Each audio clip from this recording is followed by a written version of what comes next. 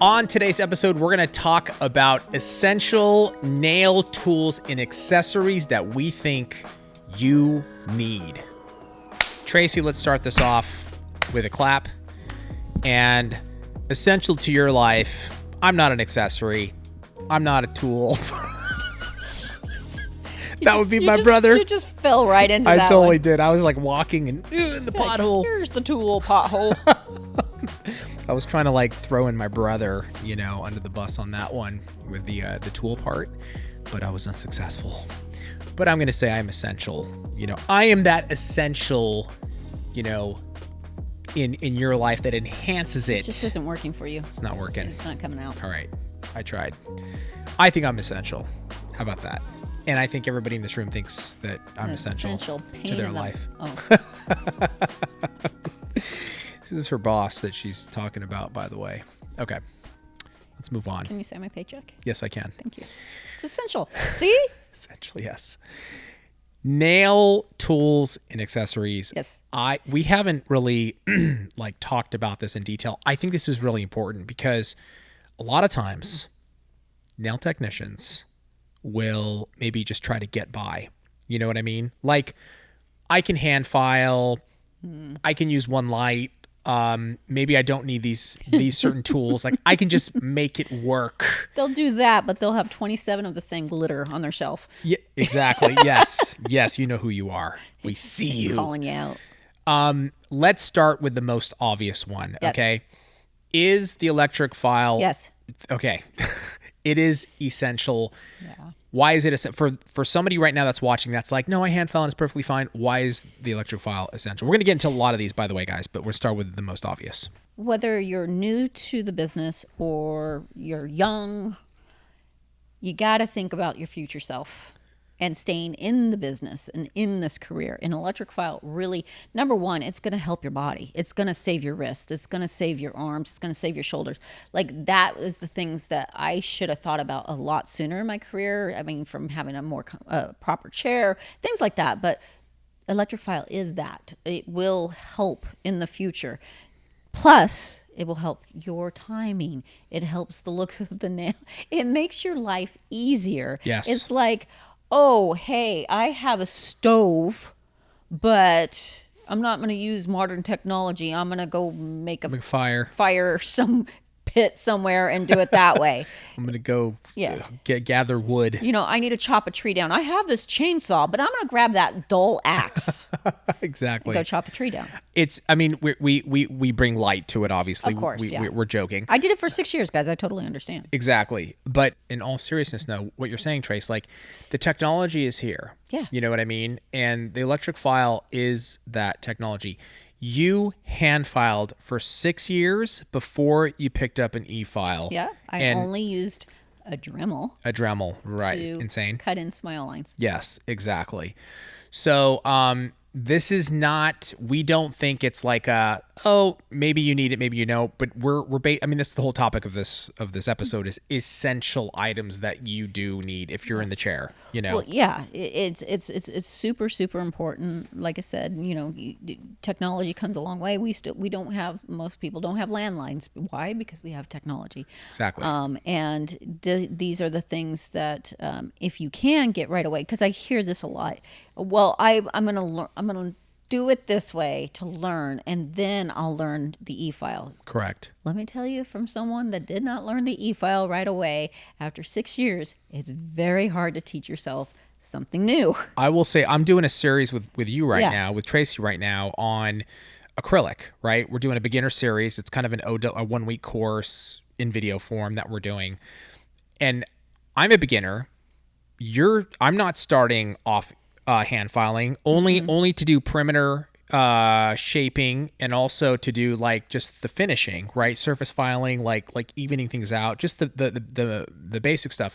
But the bulk filing in the beginning and that major part of it, honestly, I could not imagine using it. Like, I'm going to be there for days, right. yo. It's like starting a hair career and them going, oh no, we're not going to use the good scissors. We're going to give you these kids safety scissors to start with. Yeah. Why? Exactly.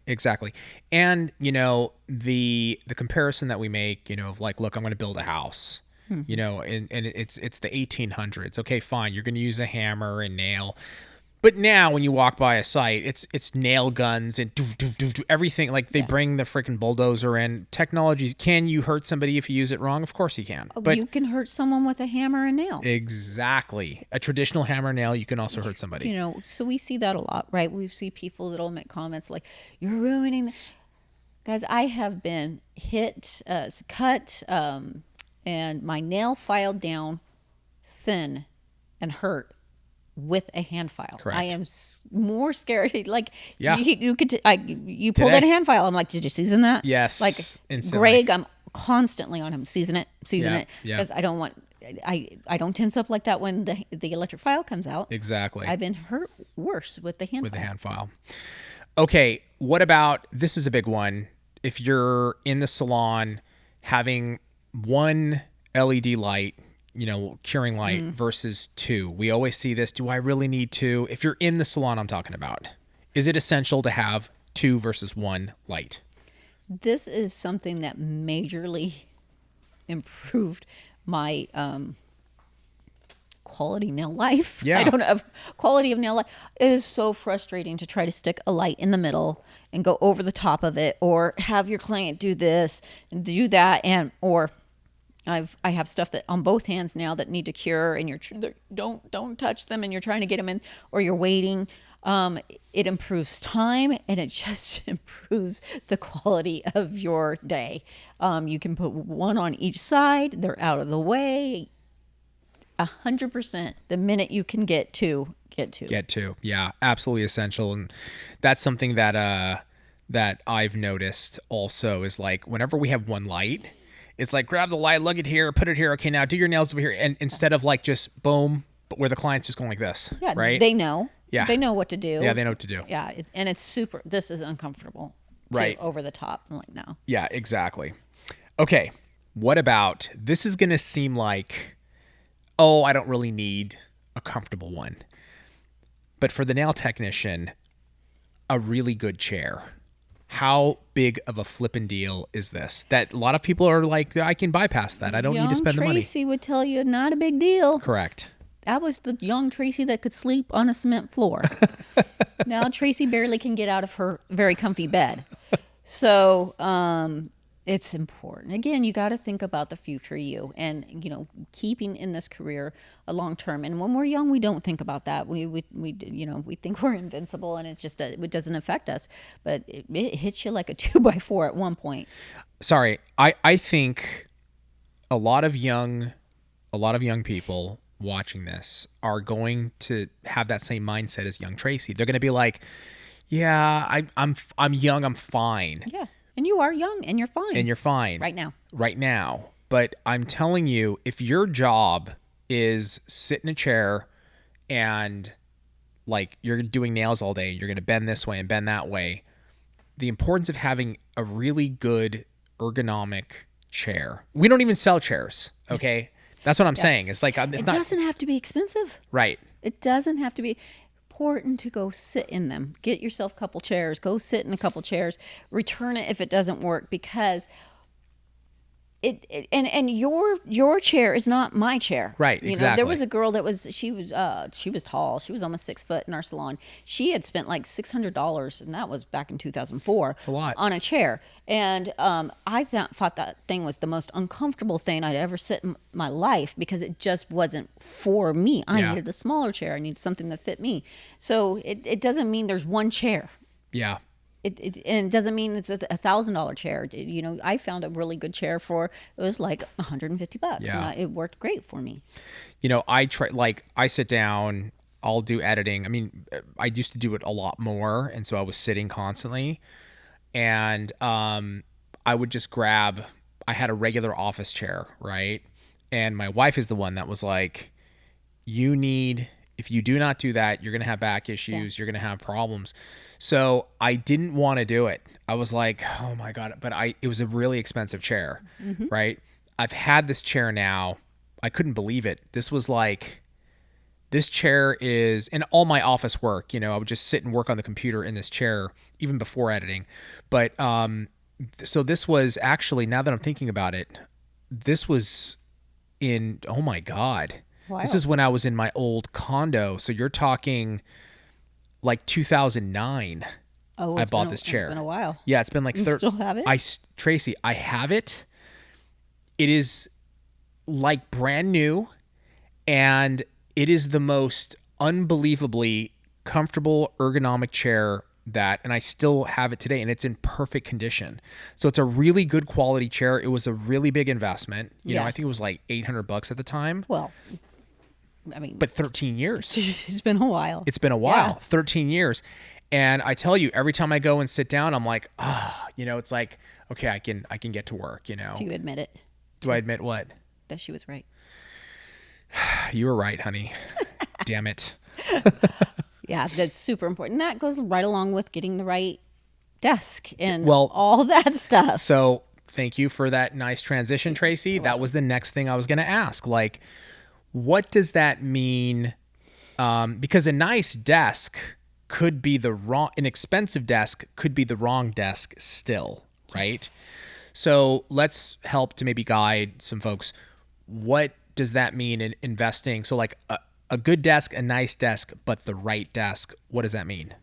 For each person, it's different. For me, when just a standard sizing, 18 to 22 inches. Okay. 22 max. 23 does not work for me. It will throw my back out. I am reaching. I'm trying to reach across the table. I don't like it. I like somewhere around 20 inches is like perfect. Yeah. Width, right? Yeah. Yeah. Yeah. Length, I like a big desk, or I like to L shape it or whatever. That's more room. But I made the mistake when I opened my salon. I bought these beautiful wood desks, just very rustic style, and I thought it's gonna be okay. Yeah, because I sat down at it. And you loved it. Seemed good, and I loved it. So I bought them, and every single girl, including myself, complained. Fortunately, I knew someone that was a great woodworker, and he split those tables and reduced the size for me. No way. Mm-hmm. Yeah. So you bought them all for the salon, yeah. And then they were like, this is not working. It's not working. Everybody's back was just killing them. Because they were like reaching? Except for the tall girl. She's like, don't touch mine. It's like my vine. Yeah. But they're too wide, and so like reaching over? Literally like 2 inches.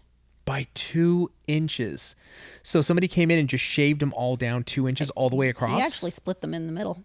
Because it was the design went all the way around. So he split them in the middle and cut the size off there and then reseamed them. So, oh my gosh. So at the new width, which was roughly 20 inches. Yeah. This is... Yeah, I think these were probably, they were probably 23 and a half when I bought them. And yeah, we took them down 2 inches. So basically what we're saying is, obviously a good desk is essential, but the width, the most essential thing about it is like to get the right width. You don't want to have it too wide. If you're at IKEA right now and you're sitting down going, oh, this is okay. It's not okay. It's not okay. It's not okay. Yeah, exactly. Okay, here's another one that I think is really interesting. And I'm not trying to sell you this product, okay? He is. Okay, maybe a little bit. Buy now. Buy this now. We actually don't even have them in stock, but I think it is an essential. I know where you're going. Yeah, I know. I think this is an essential item, a dust extractor for your table. Yes. I mean, and again, I'm not trying to sell ours, even though I'm going to say ours is awesome, and it's a very like low volume, low sound, and the thing works incredibly well. But having some type of dust extraction on your desk, how important is that? I did not see the importance of it originally when I was starting out, because I was going to say they sucked, but they didn't suck. Does that make sense? It totally makes sense. Yeah, okay. Totally makes sense. They were awful. Yeah, they ones just that were horrible. Like they were useless, and they were loud, and they didn't do anything. And Correct. I'm like, I am noise sensitive, so it drove me crazy. Right. And then you guys came out with one that was overhead. Oh my God, the sunflower. That one worked great. I good. Liked the sunflower. There was issues with it, but again, the noise is right by my ear, drove me crazy. Now we have our baby. They've come a long way. They've come a long way. I personally do not like to have my hands up.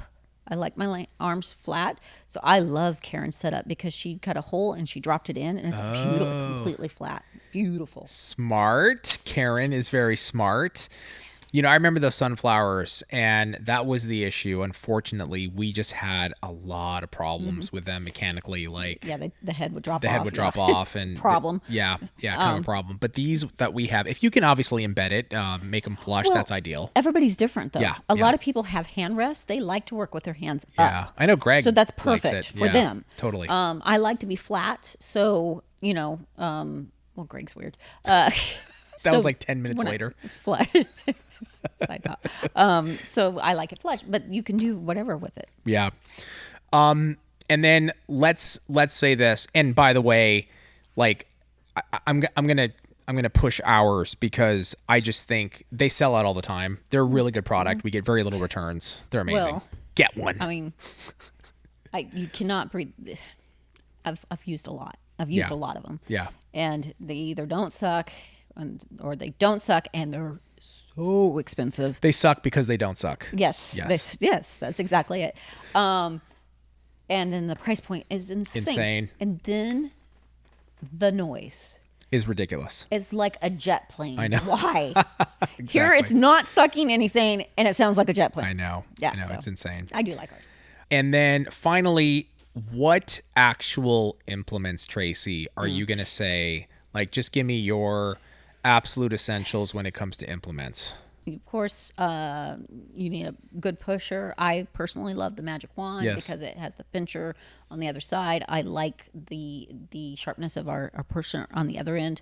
So you need that. You need a good cuticle nippers, of course.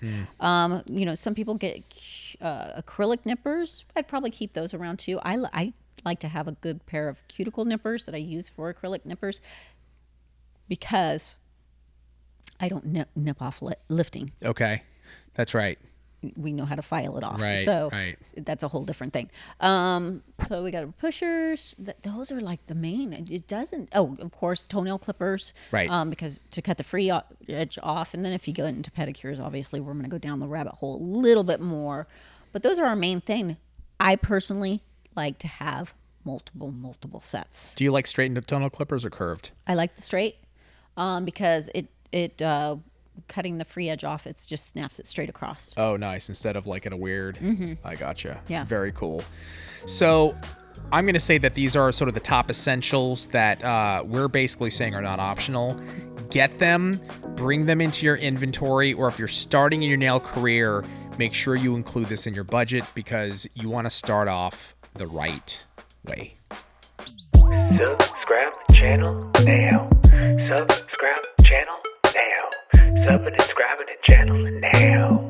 Subscribe to the channel